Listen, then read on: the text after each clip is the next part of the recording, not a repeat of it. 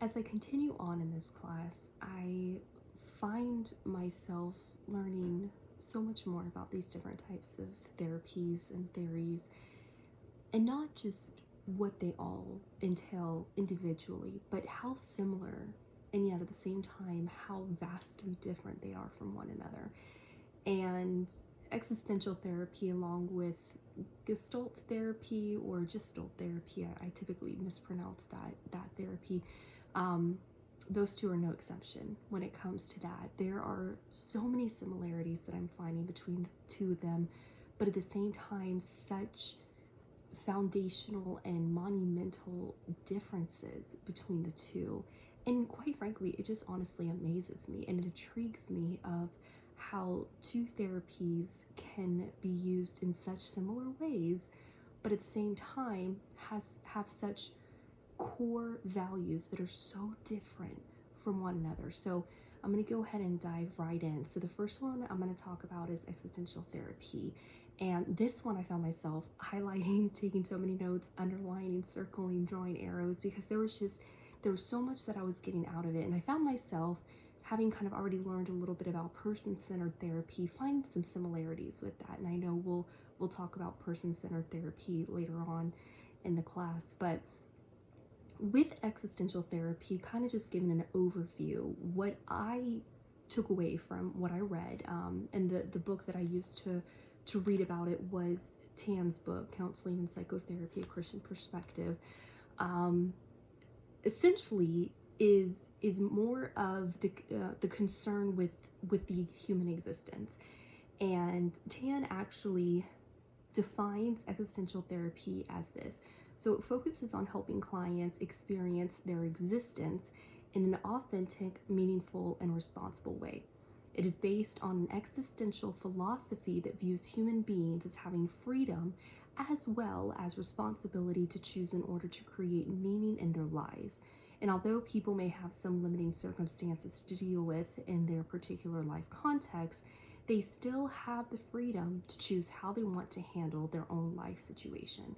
And so we see that as a core theme in existential therapy is the human existence, the autonomy that comes with it, the freedom, the independence that comes with it to live in such a way that allows the individual to feel empowered and to make those choices for themselves, and ultimately to just live this life of authenticity. And that's a word that is used a lot, is authenticity.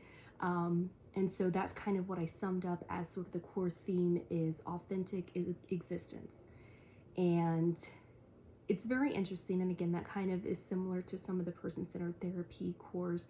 Tan also expressed that existential therapy emphasizes the therapeutic relationship and authentic encounter between the existential therapist and the client more than therapeutic techniques. And I thought that was interesting as well. And so, as a therapist who maybe is coming from an existential therapy point of view, that kind of creates a new perspective for me of what would that look like in a therapeutic relationship. Is that allowing the client to be more empowered? Is that allowing the client to kind of tap into who they are, as not only just who they are as Jane Doe per se, but as a human and as an existing human on this entire globe? And what does that look like? What does their life play within this world? And what is their role? What do they have to offer?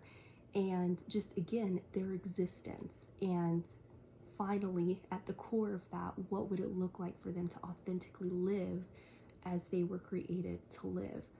And so it's so complex and so interesting. So I kind of wrote out a couple of the strengths and the weaknesses that I found with this particular therapy. So a lot of the pros, the strengths that I found, I kind of mentioned already. So existential therapy, it leads to autonomy. It allows the client to tap into who they are as an individual within this world of millions upon millions, and that they do have that autonomy, they do have that freedom to make choices for themselves and for themselves alone. And because of that, it causes them to feel empowered, and it also creates a sense of decisiveness. And I think in this world that we live in, as maximalists, we're constantly bombarded with having to make decision after decision, from the time we wake up to trying to figure out what to clothe our bodies with, what to eat, where to go, who to see, what to do, what tasks to complete. It's a constant bombardment of decisions that have to be made. And so living authentically can almost create this empowered mindset of decisiveness that allows us to maybe kind of cut back on some of those decisions that are constantly berating us at times. And it also possibly allows for introspection.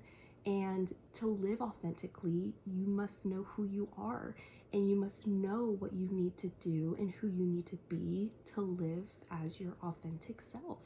And so to get to that point, you have to do a lot of introspection and have that self-awareness. Some of the warning signs, the limitations, the weaknesses that I found with this therapy is, even though autonomy, empowerment, decisiveness, introspection is all phenomenal and absolutely necessary, there is a fine line with a lot of that. And one of the terms that kind of came to mind when I was reading about existential therapy is self-glorification, as well as selfishness and entitlement. And this kind of aligns with to what it looks like to be a Christian and a follower of Christ. And the self-glorification is kind of the core word, or the core term that I found myself kind of thinking on a lot when I was reading through this. And that is just because of living authentically. What I found in reading through this therapy is there was such a strong focus on me, myself, and I. And in therapy, that is our goal.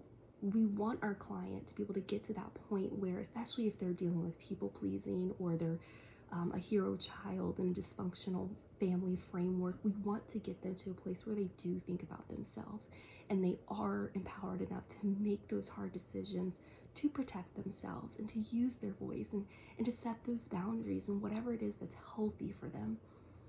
But if not done in a healthy way, where we do end up kind of crossing that fine line, that can lead to self-glorification or self-fulfillment, or even entitlement, where here we are now thinking of ourselves, what does it look like to live authentically in this world? But further than that, does this world revolve around me? And my hope with this therapy is that would never be the case, that we would empower our clients to live authentically, but to be able to do so with the recognition and the awareness and the acceptance that they live in a world amongst others, and to be able to live authentically with others, with the awareness of how they act as an individual, but also how they act with other people. And so there was a couple of things that I was noting too as well in the Tan's book,